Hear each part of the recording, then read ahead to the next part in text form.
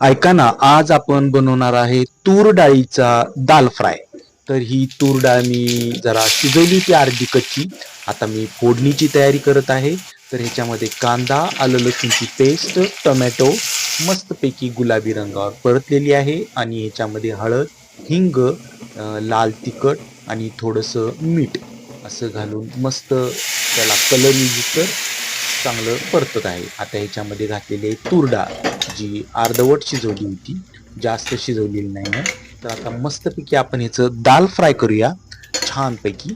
तर बघूया आता हे मस्त फिरून घेऊया ह्याच्यात. आता आपण याच्यावर कोथिंबीर भुरभुरणार आहे. ही भुरभुरलेली आहे.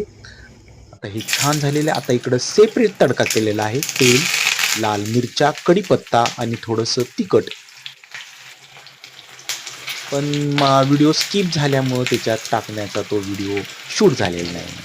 तर चला मग आता हा दाल फ्राय बघूया किती छान झालाय. तर ताटाला लावलेली चपाती, ही चपाती मी स्वतः बनवलेली आहे आणि एकच बनवलेली होती. तर किती छान झालेली आहे गरमागरम लुसलुशीत चपाती, जी माझ्यासारखी आहे. आता ही भात आहे पांढरा शुभ्र, जो पातेल्यात मी तयार केला होता.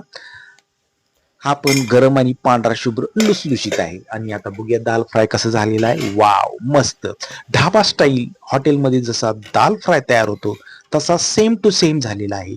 बघा किती छान स्ट्रक्चर आले ह्याचं, आलाय की नाही छान कलर आणि मस्त जमून आलेला आहे. तर आता हे आपण मस्तपैकी आता संपवणार आहे दाल फ्राय ढाबा स्टाईल, जे तूर डाळीचं केलेलं आहे. त्याच्यावर मिरची लावूया आणि छान सजवूया. सजवणं पण खूप महत्वाचं आहे, कारण की आधी डोळ्यानं जेवावं लागते, नंतर आपण जेवावं लागते. थँक्यू.